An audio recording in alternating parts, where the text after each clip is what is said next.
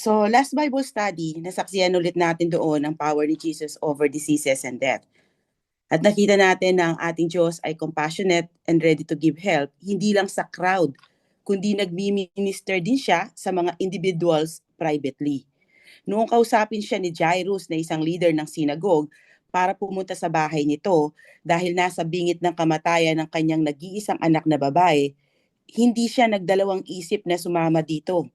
Hindi siya nagpaka-importante na dapat, di ba yung iba gusto nila, dalhin niyo dito yung may sakit, yung ganun.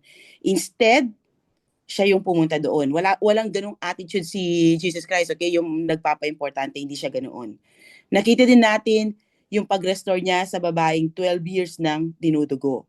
Hindi lang niya ito pinagaling physically, ni-restore niya din ang reputation nito sa society at pinagaling niya din ang kaluluwa nito. Ibig sabihin, nagkaroon siya ng salvation. Makita natin sa dalawang individuals dito that Jesus responds to faith both publicly and in private.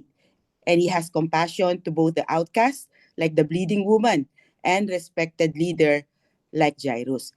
Ibig sabihin, walang pinipili ang Panginoon, okay? Natulungan.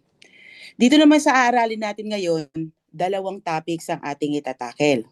Una, Jesus will empower the 12 disciples with authority to cast out demons and heal diseases. At ang pinakamahalaga sa mission nila is to preach the kingdom of God to all the people in that region. Gagawin nila ngayon yung ginagawa ni Jesus na pangangaral at pagpapagaling ng mga may sakit. Si Jesus ang apostol ni God na kanyang ipinadala to share the good news sa mga sinners na nangangailangan ng forgiveness.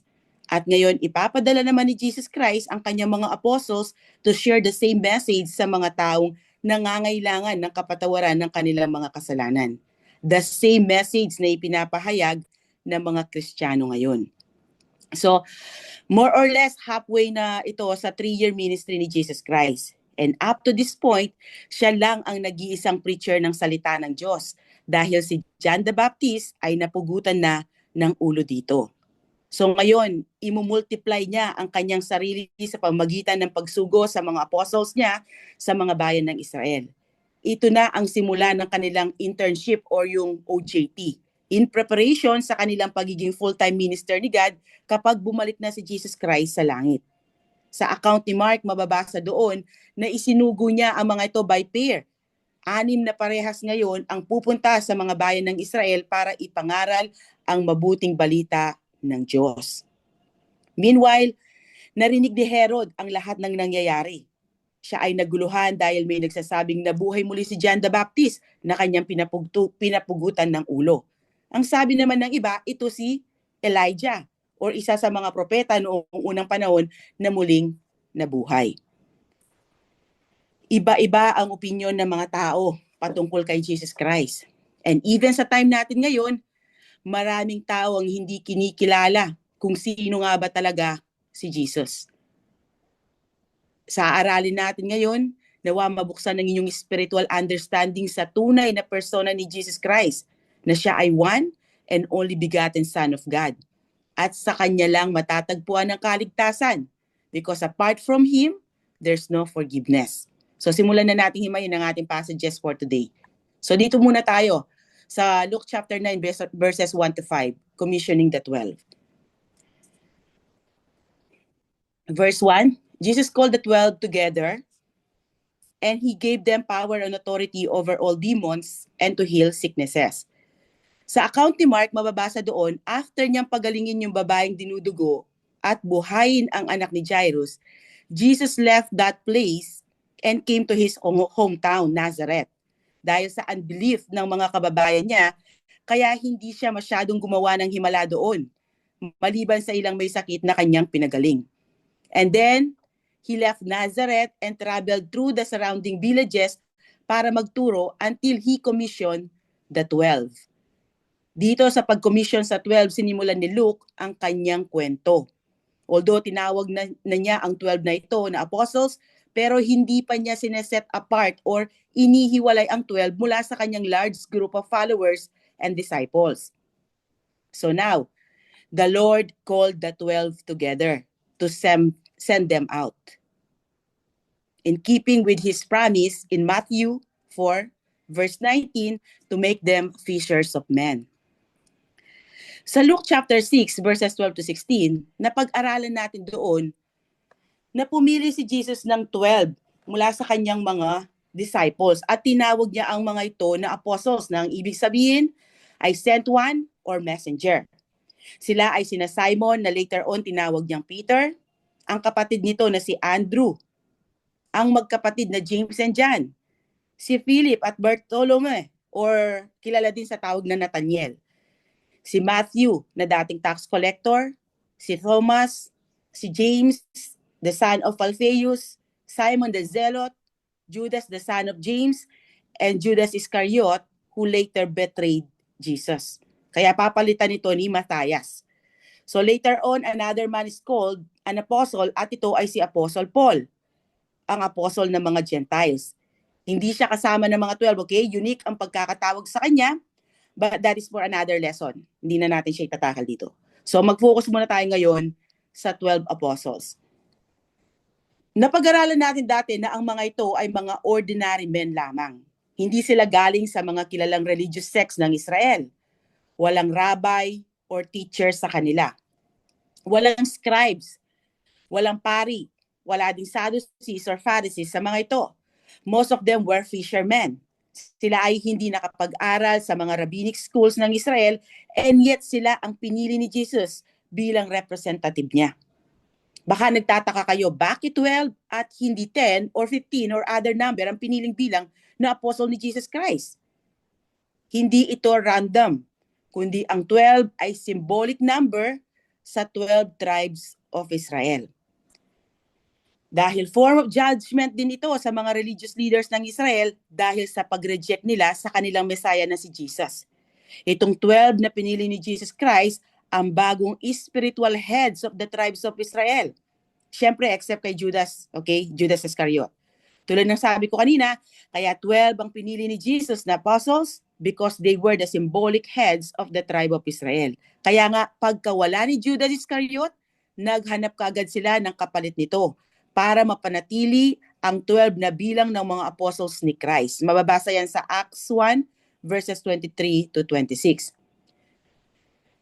So he called the 12, and he gave them power and authority over all demons and to heal sicknesses. So ibig sabihin nito, they didn't have this power naturally. It was given by Jesus. Isang patunay ito that Jesus is God. And He has authority over all creation, including the spiritual realm and physical bodies. Sa account ni Matthew, mababasa natin doon na hindi lang pagpapagaling ng may sakit ang power na ibinigay sa kanila ng Panginoon, kundi pati pagbuhay ng patay. Basahin natin. Pakibasa, Ati Beran.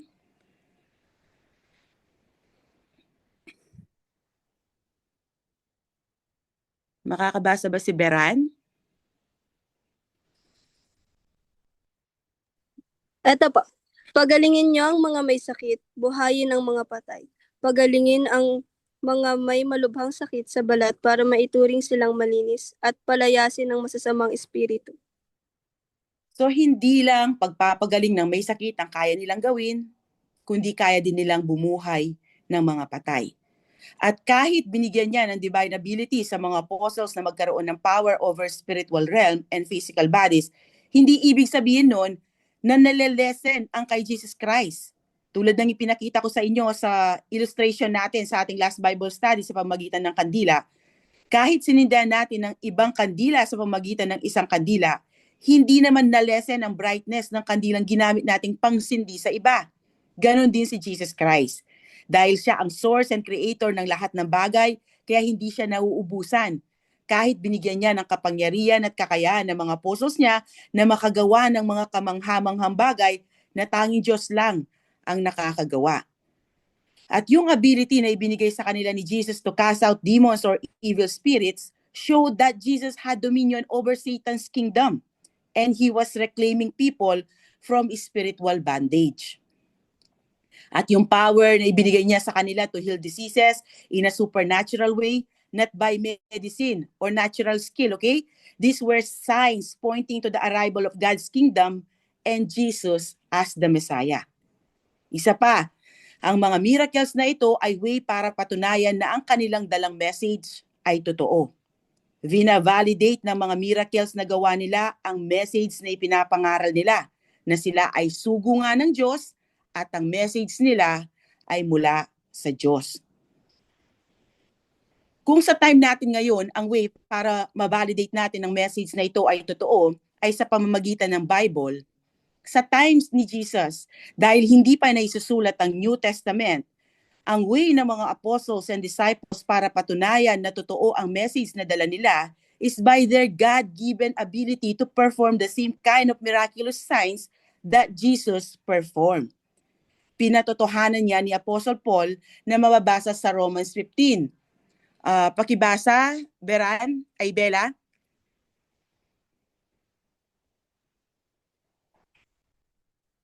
For me, I would not dare say anything except what Christ fallen through me by word and deed for the of the Genesis, by the power of miraculous signs and wonders, and by the power of God's Spirit. As a result, I have fully proclaimed the gospel of Christ from Jerusalem all the way around Olive.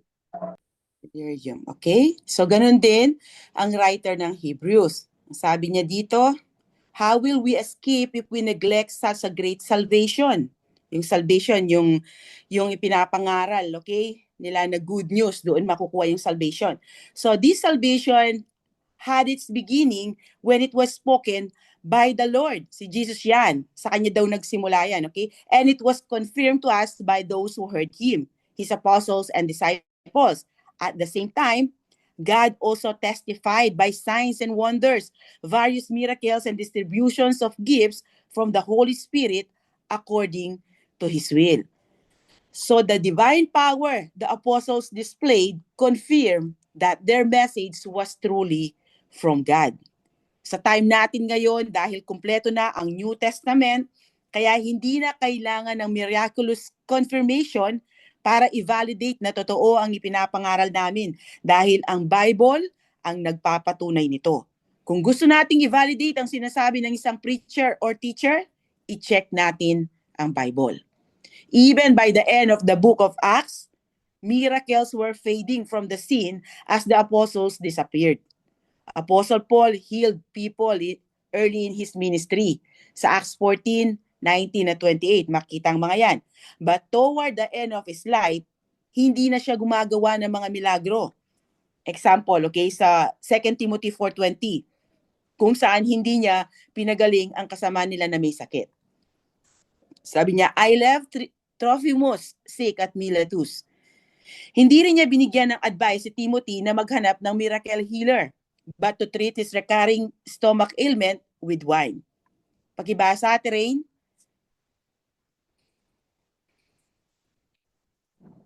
Don't continue drinking only water, but use a little wine because of your stomach and your fragrant illness. So, kaya wag yung hanapin ng mga miracles na ginawa ni Jesus or ng kanyang mga apostles and disciples para lang maniwala kayo sa message na ipinapahayag ng mga preachers ng salita ng Diyos. Dahil ang Bible mismo ang nagpapatunay na totoo ang mensahe na dala namin.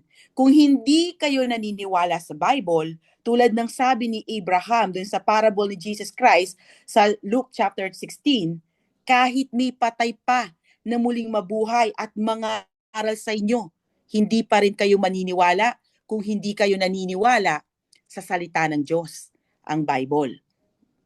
Pero hindi ko sinasabi na imposible na ang mga milagro, okay? We cannot box God for He is God. He can do what He pleases. Ang point ko, hindi dapat natin hanapin or maging basihan ng mga miracles para lang maniwala tayo sa gospel. And verse 2, He sent them out to proclaim God's kingdom and to heal the sick. So ang ultimate purpose ng mission ng 12 apostles is to proclaim God's kingdom. So proclaim in Greek is keruso, which means to be a herald. Ito yung public na pag-a-announce ng important message.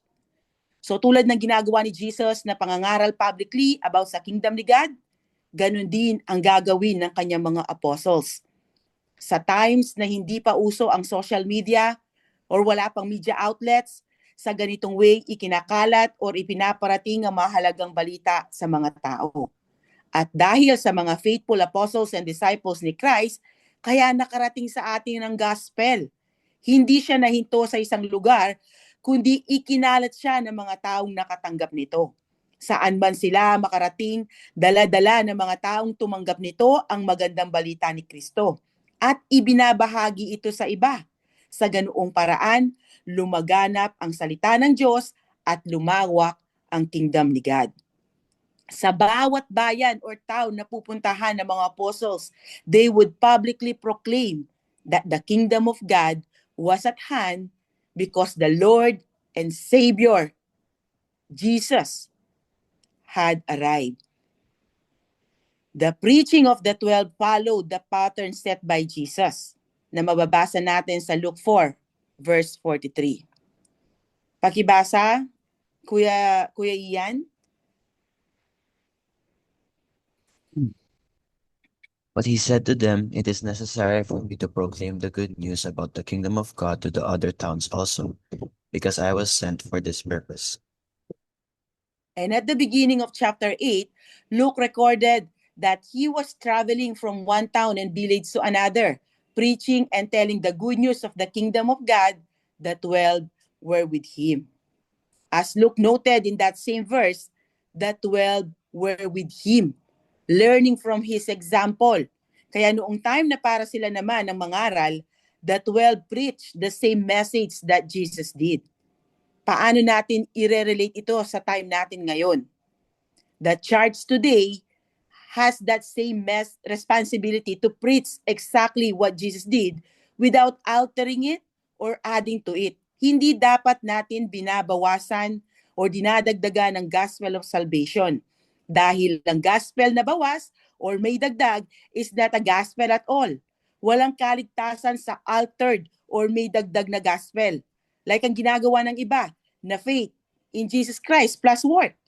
Para sa kanila, hindi pa sapat ang ginagawang pagbabayad ni Jesus sa ating mga kasalanan sa cross, kaya need na pa nilang dagdagan ang kanilang need nilang idagdag ang kanilang mga good works dun sa ginawa ni Jesus Christ, which is mali, okay? Hindi siya biblical. Walang kaligtasan sa ganitong paniniwala dahil hindi ka fully nagtitiwala kay Jesus Christ bilang yung tagapagligtas. Sabi nga sa Ephesians 2 verses 8 to 9 that we are saved by the grace of God through faith in Christ alone. And this is not from ourselves or good works. It is a gift from God. Regalo siya. Okay, regalo siya ng Diyos sa atin. Ang salvation ay regalo ng Diyos sa atin. Bakit? So that no one can boast. Dahil kung tayo ay ang ating salvation ay sa pamamagitan ng good works, pagdating sa langit, magpapayabangan tayo. Okay? Kaya hindi sa pamamagitan ng good works ang kaligtasan, kundi sa tinapos na gawa ng ating Panginoon sa cross ang kaligtasan makukuha. Okay? At tulad ng nasabi ko kanina, para ma-validate ang message na kanilang ipinapangaral, they will heal the sick. Dito din natin makikita yung compassion ni Jesus sa mga tao. Pwede naman kasi nilang ipakita ang kanilang power sa ibang ways. Pero pinili ni Jesus Christ na i-validate ang message na dala nila sa pamamagitan ng pagpapagaling sa mga tao and casting out demons. Pagpapakita ito ng compassion to the broken. Jesus revealed the heart of God na merciful and compassionate. Kaya He chose to heal and deliver people from their bondage because His mission was not only to announce the kingdom of God, but to demonstrate it through acts of mercy, restoration, and power over sin's effects. Sa time natin ngayon, makikita natin na totoo ang gospel sa pamamagitan ng transformed lives ng mga taong binago ni Jesus Christ ang mga buhay. Now, sa account ni Matthew, makikita na sa unang mission nila na ito, Jesus commanded them na huwag silang pupunta sa lugar ng mga Gentiles and Samaritans. Samaritans were half-bred, okay? Half-bred Jews ang mga yan. Basahin natin. Makakabasa ba yung mga kasama ni Rain? Si Ate Faith or Aliyah ba yun? Jesus sent out these 12 after giving them instructions. Don't take the road that leads to the Gentiles, and don't enter any Samaritan town. Instead, go to the lost sheep of the house of Israel. So, hindi dahil sa ayaw niya na masave ang mga Gentiles and Samaritans, kundi ito ang pattern na sinusunod ni Jesus. Because the Jewish people were heirs of God's covenants, law, and promises. Basahin natin sa Romans 9:4. Yung isang kasama ni natin, makakabasa?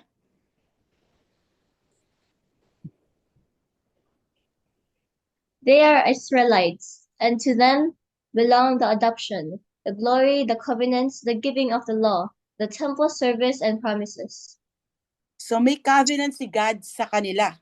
Sa kanila ipinangako ang Messiah, yung Savior, ang tagapagligtas ng mundo.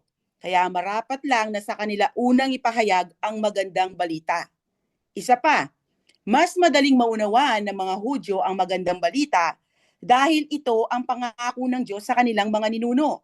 At kung tinanggap nila ito, makakatulong sila sa pagpapalaganap ng gospel sa ibang tao. Kaya sa kanila laging unang ibinabahagi ang gospel before it was widely proclaimed to the Gentiles and Samaritans. At iyan ang pattern na sinusunod ng mga apostles sa kanilang pangangaral ng salita ng Diyos. Example, si Apostle Paul, kahit siya ay apostle ng mga Gentiles, makikita na lagi niyang unang ibinabahagi ang gospel sa mga Hudyo. By the way, yung mga Gentiles, para sa ating mga bagong kasama, ito yung mga non-Jews, okay? Ito, kung hindi ka Hudyo, ikaw ay Gentiles. Kasi ano lang yan, tatlong klase yung taong makikita natin dito sa Bible. Yung mga Hudyo, Samaritans, ito yung mga half-breed, okay? Sila ay mga Hudyo at saka hindi Hudyo, naghalo. Nagkaroon kasi ng nag-asawa sila ng ibang lahi. And then yung mga Gentiles, ito yung mga walang lahi na Hudyo, okay? So lahat ng Gentiles ay hindi Hudyo. Basahin natin dito. Pakibasa, Kuya Nico.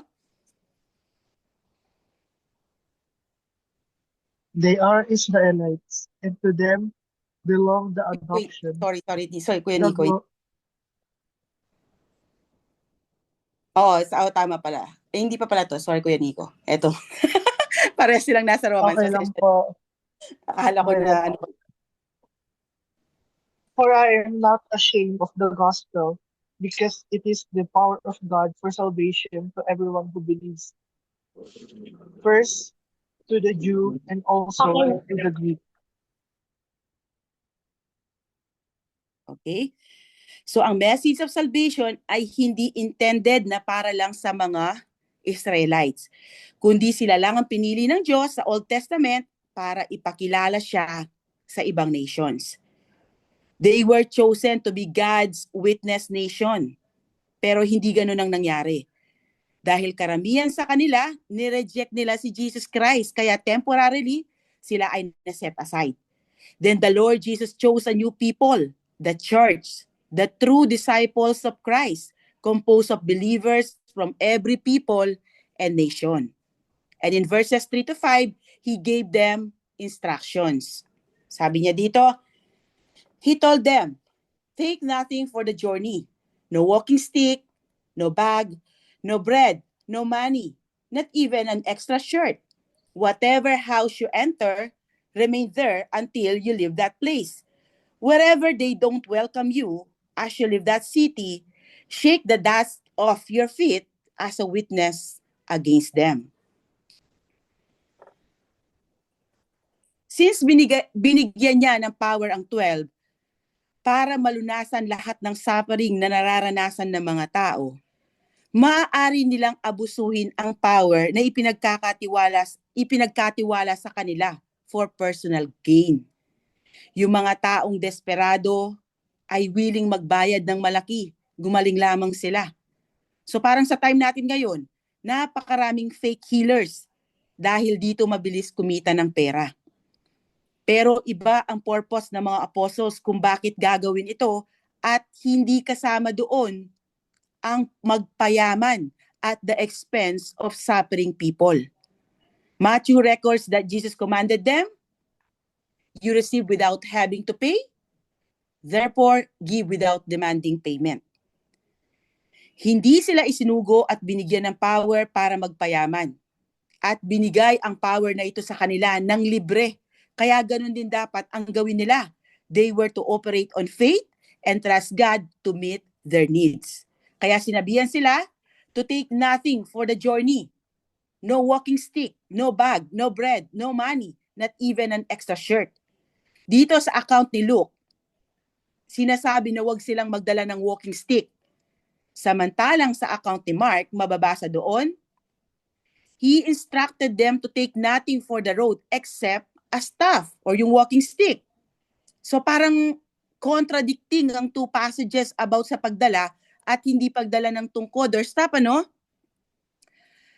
Well, hindi yan contradicting. Ang gustong sabihin lang ng dalawang gospel accounts na yan ay pwede nilang i-keep yung tungkod na kasalukuyan na nilang gamit, but they shouldn't acquire an additional one. Hindi dapat sila magdala ng extra walking stick dahil ang gusto ng Panginoon ay fully magtiwala sila sa provision ni God sa kanila. Ganon din sa pag-iingat niya sa kanila. Dahil ang walking stick or tungkod ay ginagamit sa mga masusukal na daan ng Israel para masiguro na walang nagtatagong mga wild animals. Ganon din, ginagamit din nila ito bilang pang self-defense sa mga magnanakaw. Dahil uso ang mga magnanakaw noon sa mga nagtatago sila sa mga bushes and then anuin kanila, yung tawag doon, i-attack kanila, yung hindi ka unexpectedly, ganon. Bigla silang lalabas tapos nanakawan ka, irarab ka. So kaya itong mga walking stick na to, ginagamit nila to na panglaban dun sa mga magnanakaw. So Jesus was teaching his apostles to depend fully on God's provision and protection and not to rely on earthly security or supplies. Whether or not they carried the stick wasn't the main concern. Faith and dependence were. Kaya binawalan din sila na huwag magdala ng bag, no bread, no money, not even an extra shirt. Maaring ang bag na tinutukoy dito ay yung dala-dala ng mga beggars and itinerant teachers. Ito yung mga teachers na nagta-travel from one You know which place. platform goes to water? No, not in North Melbourne. North Melbourne, go to number 5. Upstairs, second left. Okay, thank you. Okay? So, ito yung dala ng yung mga itinerant teachers, ito yung mga teachers na nagta-travel from one place to another para magturo. Usually, may dala-dalang bag ang mga yan to hold the money they collected. Since tinuturuan sila ni Jesus na fully magtiwala sa provision ni God sa kanila. Kaya hindi na nila kailangan pa sa ngayon ang bag. Malalaman nyo later on bakit nasabi ko sa ngayon. Okay? Take note of that. At binawalan din silang magdala ng food and money dahil kung tinanggap ng tao ang message na dala nila, ibabalik nila ito sa pamagitan ng pagiging hospitable sa mga messengers ni God. Kaya nga kung saan tayo kumakain ng spiritual food, doon sa charts na iyon natin ibinabahagi ang ating material resources, di ba? And just as they were not to take an extra walking stick, ganun din hindi dapat sila magdala ng extra tunics or extra shirts. Bukod sa aasa sila sa provision ni God through His people, ang isa pang nakikita kong dahilan kung bakit binawalan silang magdala ng mga extra gamit ay para maging madali ang kanilang paglalakbay. Madali sa kanila ang magpalipat-lipat ng lugar kung wala silang dalang mga gamit. Dito matitest talaga ang kanilang pananampalataya sa Panginoon. They were to trust dependently on the Lord's provision for their needs. Dahil sa chapter 22, ni-remind sila ni Jesus sa provision niya na sa kanila noong isinugo niya ang mga ito. Basahin natin. Si Kuya yan ba ay makakabasa?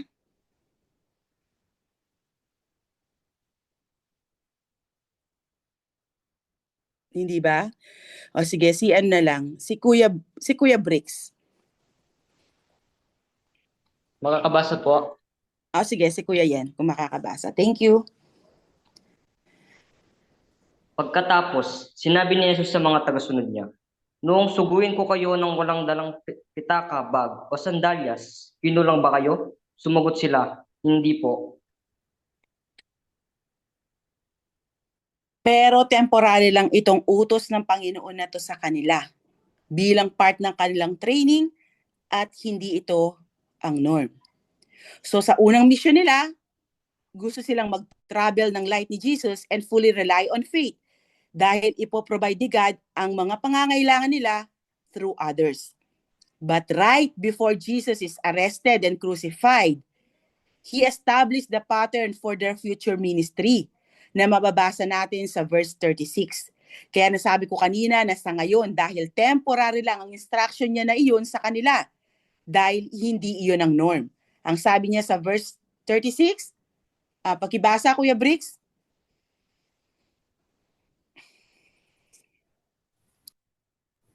Ngunit ngayon, sabi ni Jesus, kung may pitaka o bag kayo, dalhin ninyo. At kung wala kayong espada, ipagbili ninyo ang damit ninyo at bumili kayo.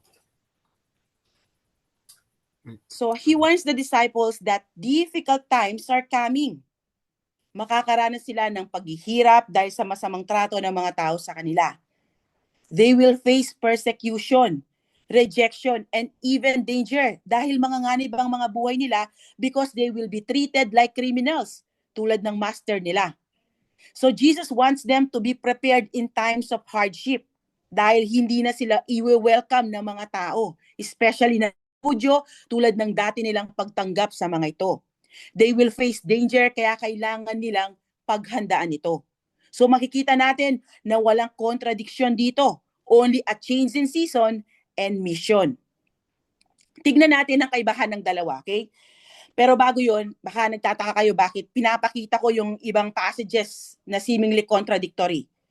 So dahil ayaw ko na kapag nagbasa kayo ng Bible at na-encounter nyo ang mga to, ay magkaroon kayo ng confusion at questionan nyo whether kung ang Bible ba ay inerrant or without error. Kaya hinihimay natin dito kung ano ba ang sinasabi ng mga authors para hindi tayo magkaroon ng confusion. Ngayon, tignan natin ang kaibahan ng dalawang passages sa Luke 9 and Luke 22. So, itong sa Luke 9, ito yung earlier ministry ni Jesus Christ, okay? At yung sa final days niya, ito yung sa Luke 22. So, dito, inutusan ni Jesus Christ ang kanyang mga disciples to go light and trust God, di ba? Dito naman, prepare for trouble, dun sa final days. Tapos, bakit dito sa early ministry, inutusan sila na to go light and trust God? Dahil yung mga crowds dito, yung mga tao, hospitable pa sila. Kaya magre-rely sila ngayon doon sa mga tao. Dito naman, kaya sinabihan sila na maghanda para sa future trouble dahil ang mga tao ay magiging hostile sa kanila. Kaya sila ngayon, they are on their own, okay? Wala na, hindi sila aasa sa kumbaga, hindi po provide ng mga tao yung pangangailangan nila. Kaya kailangan nila ng paghandaan. Para syempre, para hindi sila mamatay sa gutom. So Jesus adjusted his instructions based on what was coming. He wasn't contradicting himself. He was preparing his apostles for the reality ahead. At times, God may call us to walk in faith and simplicity. At other times, with wisdom and preparation. Both are expressions of obedience. Now, in verse 4, Jesus said, "Whatever house you enter, remain there until you leave that place." Sa ancient times, travelers stayed in people's homes dahil hindi pa nag-e-exist ang mga hotels or Airbnb noon. Isa pa, sa Jewish culture, hospitality was a moral and spiritual duty na mula pa kay Abraham ay pinapractice na ito. Makita natin yan sa Genesis 18. Kung gusto nyo basahin, basahin nyo lang doon, okay? At na-experience din ng mga propeta ng Diyos ang hospitality na yan, like si Prophet Elisha sa 2 King 4, kung saan binigyan siya ng guest room ng isang Shunammite woman sa kanilang tahanan na kanyang tinutuluyan every time nagta-travel siya doon. May mga inns naman noon. Sa time ni Jesus Christ, may mga inns, okay? Pero hindi maganda na mag-stay sa mga ito. Dahil bukod sa madumi at mahal, hindi rin safe dahil halos mga robbers and immoral people ang gumagamit ng mga to. Ginagamit ang mga ito sa kaimuralan. Kaya para na silang mga brothels. Kaya binili na ni Jesus ang kanyang mga apostles dito na saan man sila mapunta, whatever house they happen to be invited to stay in, the apostles were to stay there hanggang salisanin nila ang city na iyon. Sa ganitong paraan, madidistinguish din sila from traveling false teachers who move from house to house collecting money from everyone they could. Hindi dapat ganito ang mga tao ng Diyos, okay?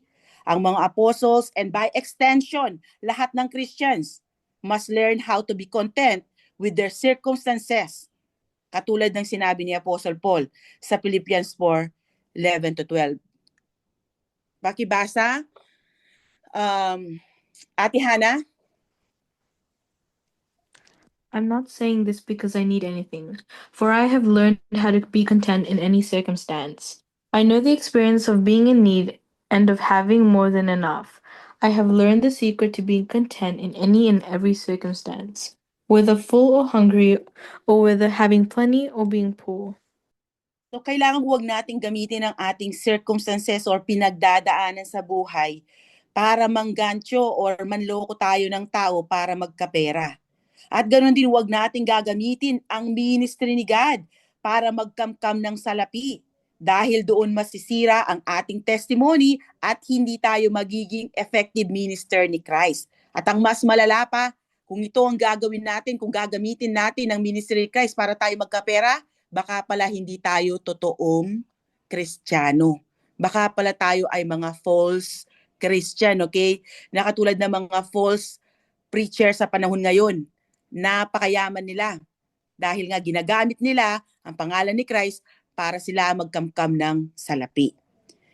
At ang last instruction naman ni Jesus sa kanila ay kung paano ididil ang mga taong hindi sila tinanggap. More on hindi tinanggap ang message na dala nila. Kaya sabi niya sa verse 5, whether they don't welcome you, as you leave that city, shake the dust off your feet as a witness against them. Traditional Jewish gesture ang pag-shake off ng dust sa kanilang mga paa. Usually, ginagawa ng mga Hudyo ito kapag dumaan sila sa isang Gentile country. Pinapagpag nila ang alikabok na kumapit sa kanilang mga damit at sandals bilang pagpapakita na inaalis nila ang pagan influences that could contaminate the Jewish people's lives and the Holy Land. Ganoon kadumi ang tingin ng mga Hudyo sa mga Gentiles dahil sumasamba ang mga Gentiles sa mga images na kalapastanganan para sa mga Hudyo. Marami kasi silang mga gods and marami din silang practices na hindi ayon sa turo ng Diyos. So dito naman sa instruction ng Panginoon sa mga apostles, kailangan nilang itrato na para mga pagan or mga Gentiles ang mga Hudyong magre-reject sa gospel because they were no better than pagan, the unclean Gentiles. Wala silang pinagkaiba sa mga pagano kung nireject nila ang gospel. Sa account ni Matthew, mas nakakatakot ang ibinigay na warning ni Jesus sa mga taong magre-reject sa message ng mga apostles. Ang sabi niya sa Matthew 10:14-15, pakibasa Ate Chloe. If anyone refuses to welcome you or listen to your words, shake the dust off your feet as you leave that house or city. I assure you that it will be more bearable for the land of Sodom and Gomorrah on Judgment Day than it will be for that city. Okay. Wait, inom lang.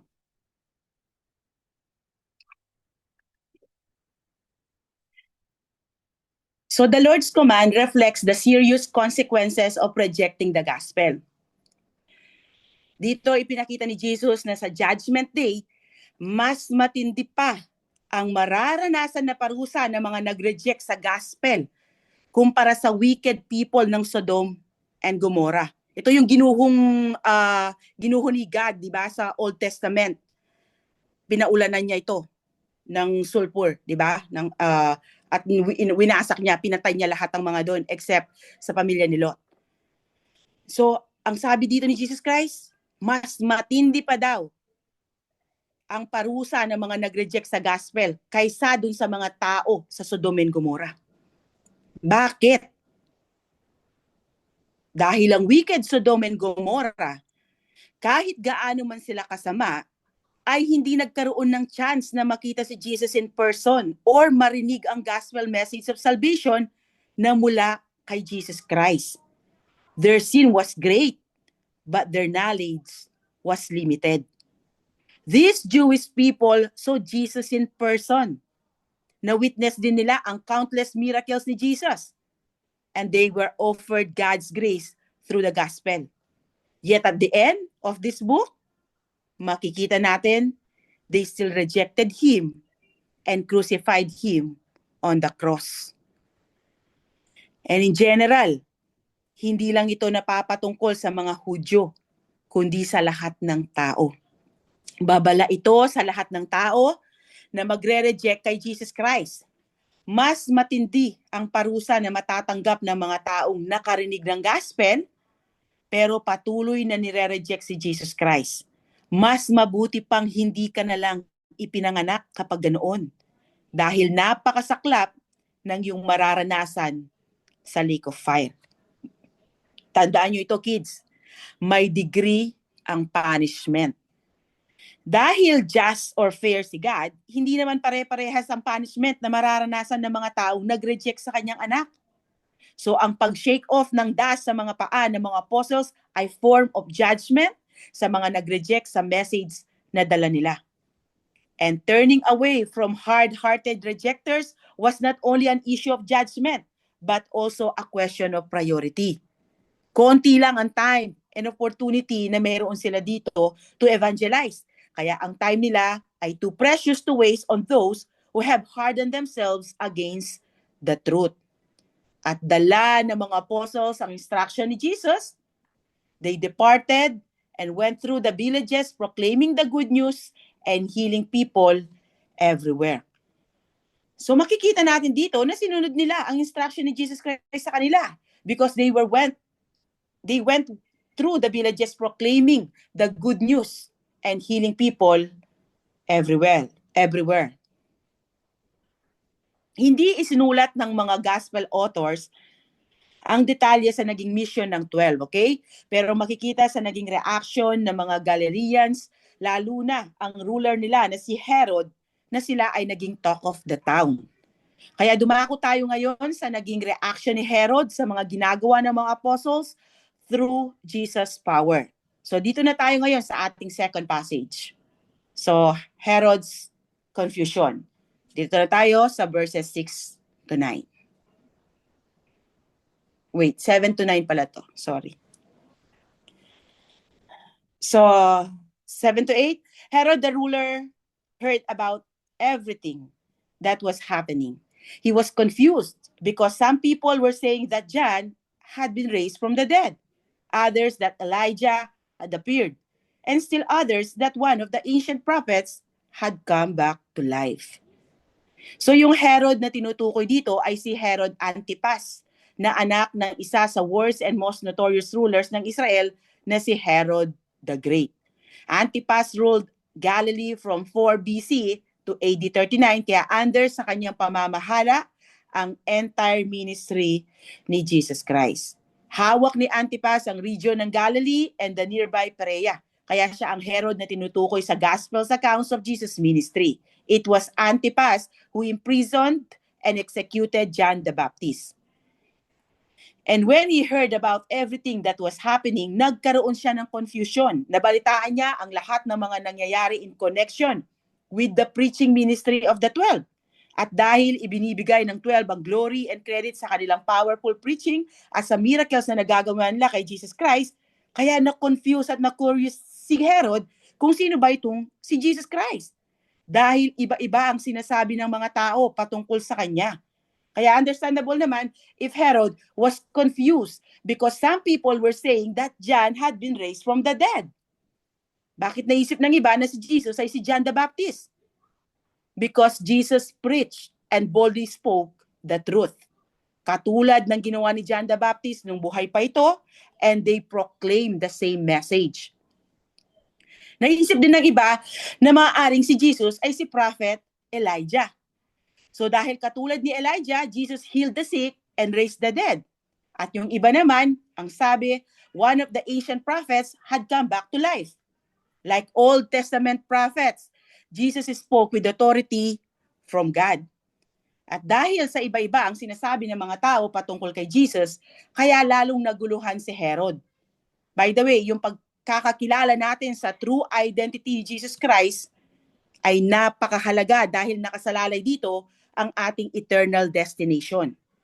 Dahil kung ang tingin mo lang kay Jesus ay isang propeta na muling nabuhay at hindi siya Diyos, hindi siya anak ng Diyos, hindi siya savior ng mundo, then ang final destination mo ay sa hell at hindi sa heaven.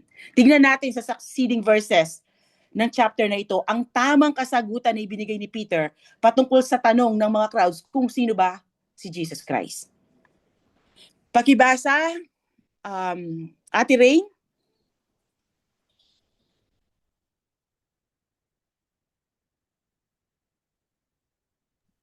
Once when Jesus was praying by himself, the disciples joined him, and he asked them, "Why do the crowds say that I am?" They answered, "John the Baptist, either Elijah, and still the others that one of the ancient prophets has come back to life." He asked them, "What about you? Who do you say that I am?" Peter answered, "The Christ sent from God." So itong naging sagot ni Peter ang tamang sagot sa tanong kung sino ba si Jesus. Sadly, maraming hindi nakakaunawa nito. Kapag hindi mo talaga kilala ang Diyos, hindi mo makikilala ang tunay na pagkatao ni Jesus Christ.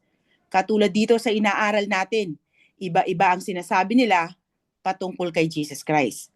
So balik tayo ngayon kay Herod. Dahil alam niya na pinugutan niya ng ulo si John the Baptist. Kaya hindi niya mapaniwalaan ang kumakalat na balita na si Jesus Christ ay si John the Baptist. Kaya ang sabi niya sa last verse natin for today, Herod said, "I beheaded John. So now, who am I hearing about?" Herod wanted to see him. Yung pagsasabi dito ni Luke that Herod wanted to see him, not because he was a seeker of God, kundi dahil siya ay curious, confused, and a little afraid na baka totoo nga na si John the Baptist ay muling nabuhay. In Luke chapter 13, verse 31, some Pharisees warned Jesus. Pakibasa, Ate Faith.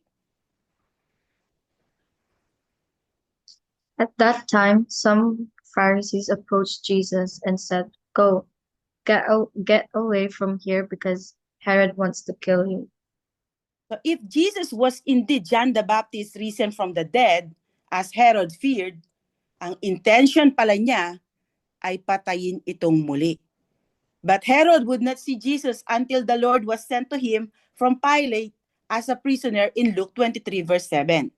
Even then, Herod would not get the satisfaction of an answer from Jesus dahil hindi sasagutin ni Jesus Christ ang mga tanong niya. After noon, Herod and his soldiers mocked Jesus, showing na hindi talaga siya sincere sa intention niya na makaharap si Jesus Christ. It is purely out of curiosity and fear, kaya gusto niyang makita ito. Ano ngayon ang takeaways natin dito? So, una, God empowers those He sends. Jesus gave His disciples both power and authority. They didn't go in their own strength. Ganon din tayo. We can trust God to equip us when we obey His calling, kahit gaano pa ito kahirap. Tandaan nyo, hindi natin magagawa sa ating sariling lakas or kakayahan ang ministry ni Jesus Christ. Hindi natin magagawa sa sarili nating galing yung gawain ng Panginoon, okay? Hindi nangangailangan ito ng ganoon, kundi ini-empower niya yung mga tinatawag niya. And next, obedience often requires trusting that God will provide along the way. Minsan takot tayong mag-obey sa ipinapagawa sa atin ng Panginoon kasi hindi natin nakikita ang future kung magtatagumpay ba tayo or hindi. Pero doon papasok ang faith. Dahil ang faith ay pagtitiwala sa Diyos na may hawak ng future kahit ang nasa harapan natin ay malabo pa sa ngayon. And lastly, even powerful people are unsettled by Jesus. Herod was confused and afraid. He heard the truth, but the sad reality was he didn't respond in faith. We must choose how we respond to Jesus. At ang dapat na respond natin ay based sa scripture. Tulad na naging kasagutan ni Peter sa tanong ni Jesus kung sino ba siya. Tandaan nyo, curiosity is not enough to save our soul in hell. Kaya dapat kilalanin natin si Jesus Christ bilang ating Lord and Savior. Okay? Tagapagligtas natin. Siya lang at wala nang iba. So dito nagtatapos ang ating lesson for today. Thank you for listening. God bless everyone. To God be all the glory.